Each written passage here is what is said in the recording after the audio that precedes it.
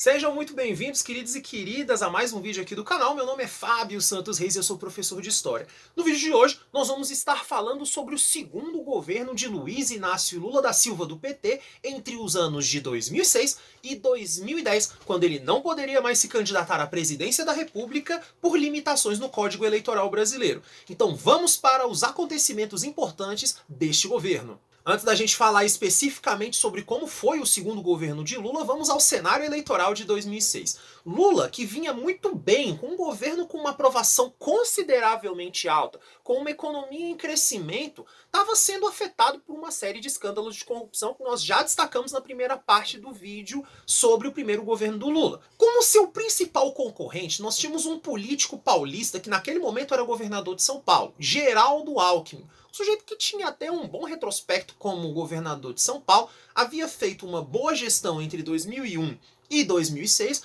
mas que não se mostrou forte o suficiente para bater de frente com Lula.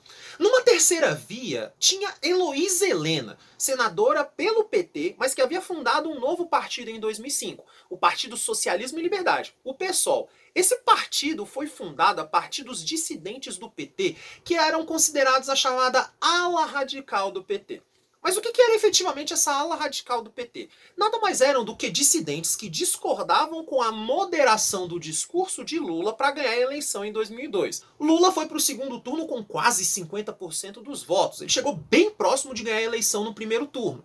Mas no segundo turno, o Geraldo Alckmin, que tinha conseguido cerca de 42% dos votos, deixou sua campanha esfriar e acabou fazendo um segundo turno extremamente ruim e totalmente inoperante. O Lula só passou a participar dos debates a partir do segundo turno. No primeiro turno, Lula não participou de nenhum dos debates presidenciáveis e trocava presença nos debates por presenças em comícios junto à classe trabalhadora e seus apoiadores políticos. Algo que foi, inclusive, muito utilizado como crítica por todos os candidatos à presidência da República, independente se fosse o Alckmin, Cristóvão Buarque ou Heloísa Helena.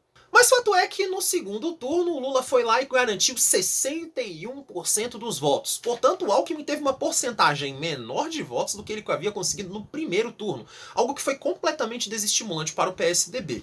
E Lula, em 2007, tomou posse do seu segundo mandato como presidente e em 2010 já não poderia mais se reeleger, portanto. O governo de Lula é marcado por várias coisas positivas. A economia continuava indo muito bem. Daqui a pouco a gente entra em alguns detalhes com relação a isso.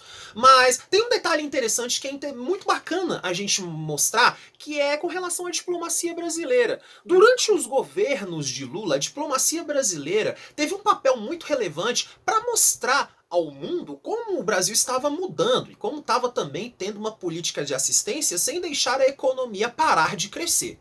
É dentro desse cenário que entra, inclusive, várias ações diplomáticas do Brasil e em várias reuniões dentro do Mercosul, junto com a União Europeia, e até mesmo foi durante esse período que o presidente Barack Obama chegou a falar que Lula era o presidente mais influente e provavelmente o político mais popular de todo o mundo. Frase essa falada em 2009 em reunião dos dois presidentes.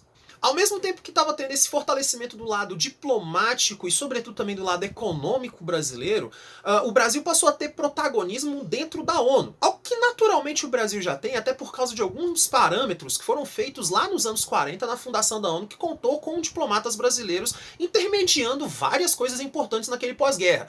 Mas durante esse período, inclusive, o exército brasileiro foi recrutado pelas forças da ONU para agir em programas de pacificação em vários países, entre eles o programa de pacificação do Haiti, onde as tropas brasileiras ficaram naquele país por aproximadamente 10 anos durante a missão de paz. Inclusive até meu pai, que é militar, chegou aí pro Haiti em 2011. Então nesse ponto, a diplomacia brasileira, ela estava indo muito bem. E a economia brasileira também ia bem. Até porque durante este governo foi lançado o chamado Programa de Aceleração do Crescimento, o PAC, que visava acelerar o crescimento, obviamente, como diz o próprio nome, mas em áreas muito específicas, como, por exemplo, áreas de desenvolvimento de infraestrutura, engenharia civil, enfim, tornar o crescimento brasileiro cada vez mais vitaminado. O interesse era realmente fazer com que o PIB brasileiro chegasse aos patamares de 5, 6% ao ano, algo que a gente não conseguiu fazer de fato. É dentro desse governo também que a Petrobras teve o seu maior momento de valorização das suas ações em toda a sua história de mais de 60 anos. A Petrobras, em 2009, descobriu nos litorais, nas explorações aqui do litoral brasileiro, petróleo na chamada camada do pré-sal. A descoberta do pré-sal foi tão importante para a Petrobras que a Petrobras chegou a ser a 9ª empresa mais lucrativa e a maior do mundo. Durante um bom tempo, as ações da Petrobras valorizaram assustadoramente. É dentro desse governo também que surge mais um grande programa de assistência social do governo, não só para as classes de mais baixa renda, mas também para as classes médias. O programa Minha Casa, Minha Vida. Esse programa tinha como foco ampliar as portas para que as famílias brasileiras pudessem chegar à tão sonhada casa própria, que ainda era o sonho de muita gente naquela época. Através de vários financiamentos junto à Caixa e outros bancos públicos, as pessoas conseguiriam juros mais baixos e financiamentos um pouco mais longos para conseguir pagar uma nova casa, ou então para conseguir a tão sonhada casa própria. Esse governo do Lula, não só dentro dessa questão do Minha Casa Minha Vida, mas em vários outros programas sociais, também acabou fazendo uma série de questões junto ao Estado. Como esses programas custavam dinheiro, o Estado brasileiro acabou gastando muito dinheiro e inflando também muito o orçamento público. Então você tinha um modelo econômico que era baseado em consumo. Então para isso também teve ampliação de crédito. Então você teve aí financiamentos maiores, juros mais baixos, ampliação do crédito, tentativa de ampliação do consumo, tudo para a partir disso fazer com que a economia crescesse. Durante um tempo esse modelo econômico dá certo. É isso que faz com que em 2010, quando o Lula já está para entregar o cargo para o próximo que seria eleito, o Lula consiga 80% de aprovação do seu governo. A classe média estava satisfeita, as classes mais baixas estavam sendo atendidas, o empresariado também estava satisfeito. Então o cenário realmente lá em 2010, para a próxima eleição, seria um cenário de continuidade. Mas como nem tudo são flores dentro de uma administração de governo, esse também é um governo que é marcado por algumas crises e, sobretudo, também alguns atos de corrupção. Vamos falar da primeira crise que, na verdade, começa no final do governo anterior, mas que acaba se arrastando pelo menos durante o primeiro ano desse novo governo do Lula. A crise aérea. Gente, essa crise aérea foi uma das coisas mais cabulosas, digamos assim, que aconteceu na história desse país. Toda essa crise aérea teve início com um acidente com um avião da Gol em setembro de 2006, quando ele fazia um voo entre Brasília e Manaus. No meio desse voo, Boeing 737-700 da Gol acabou tendo a sua asa danificada por um outro jato, um jato comercial, executivo, que acabou cortando a asa desse avião da Gol. E esse avião caiu na Serra do Cachimbo, matando todos os mais de 200 ocupantes, incluindo tripulantes, passageiros, enfim, todo mundo morreu.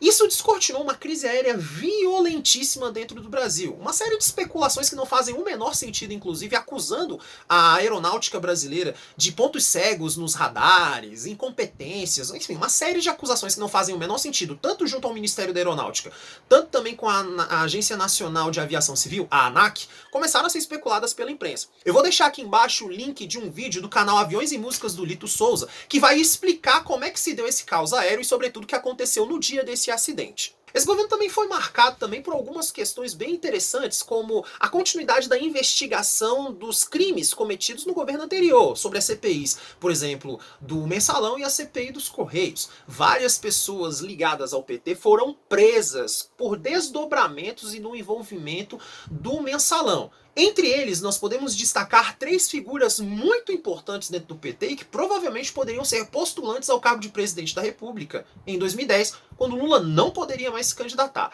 João Paulo Cunha, que era deputado federal e chegou a ocupar o cargo de presidente do PT, José Genuíno, que também era deputado federal e que inclusive esteve na guerrilha do Araguaia nos anos 60, e José Dirceu, que era ministro-chefe da Casa Civil e que, por causa do mensalão e por assumir a culpa inteira do mensalão, diga-se de passagem, perdeu completamente a chance de assumir futuramente o cargo de presidente da República, ou no mínimo ser candidato a ser presidente da República nas eleições de 2010. Além disso, nós tivemos um governo que foi marcado por alguns pontos muito positivos com relação até mesmo ao combate na corrupção. Em 2009 é criada uma lei que inclusive funciona até hoje e evita que políticos corruptos, ou pelo menos tenta evitar que políticos corruptos, se candidatem à presidência, governo, de estado, senado, enfim, a qualquer cargo eletivo em qualquer uma das esferas da administração pública do Brasil. É a lei da ficha limpa, que é uma lei que foi criada em 2009, que fazia justamente a investigação do passado político dos candidatos na época da eleição. Caso aquele sujeito tivesse algum indício de que ele era envolvido com esquemas de corrupção, mesmo que não fosse 100% comprovado, mas se ele fosse investigado, ele não poderia se candidatar. Aqui em Brasília, para você que está me assistindo aqui de Brasília, você provavelmente deve se lembrar que em 2010, nas eleições de 2010, por exemplo, Joaquim Roriz, que já foi governador de Brasília aqui umas 2 ou 3 vezes, ele foi impedido justamente pela lei da ficha limpa em 2010 a concorrer à eleição, por causa de esquemas de corrupção que ele era ligado justamente inclusive com o presidente da Gol Linhas Aéreas, Nenê Constantino. Chega o ano de 2010 e Lula não pode se candidatar, e nós temos um pequeno problema por parte dos trabalhadores. A grande realidade é que nenhum dos analistas políticos sérios da época chegava ali um ano antes da eleição, nenhum deles tinha a menor ideia de quem poderia ser o candidato do Partido dos Trabalhadores. Por várias razões. A primeira de todas, nenhum dos candidatos e postulantes tinha o mesmo carisma e o mesmo apelo popular que o Lula tinha. O segundo ponto é que os nomes fortes do PT, ou ligados ao Partido dos Trabalhadores, sempre ou eram envolvidos em algum tipo de escândalo de corrupção, ou eram envolvidos em alguma burrada administrativa que haviam feito, ou enfim, eram simplesmente nomes inviáveis porque não eram conhecidos no Brasil. Vamos fazer um elenco rápido aqui. Acabamos de falar de João Paulo Cunha, homem forte dentro do PT envolvido em esquema de corrupção. Falamos de José Genuíno, também homem forte do PT, também incluído em esquema de corrupção. Falamos aqui também de José Dirceu, também um homem fortíssimo dentro do Partido dos Trabalhadores e considerado inclusive primeiro-ministro do Brasil, haja vista que era ele que coordenava uma série de coisas que já falamos no primeiro vídeo. Mas outras figuras dentro do PT também eram completamente inviáveis. Nelson Jobim era um nome muito forte, já havia sido ministro da Justiça, mas ele era um ministro que cuidou do problema da crise aérea. Então, infelizmente, ele acabou não sendo muito bem requisitado. Depois você tinha outro sujeito chamado Patros Ananias, só que ninguém conhecia esse camarada fora de Minas Gerais.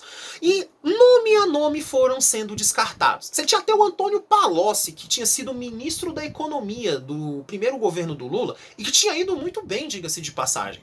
Só que o Palocci foi envolvido no problema lá do escândalo dos Correios. Inclusive, um caseiro semi-analfabeto garantiu que ele participava das reuniões onde aconteciam as mutretagens lá do escândalo de corrupção dos Correios. Então, vários nomes que iam sendo ventilados para substituir o Lula ou eram inviáveis por causa dos problemas que eles causavam para si próprios ou pela inexpressividade de seus nomes.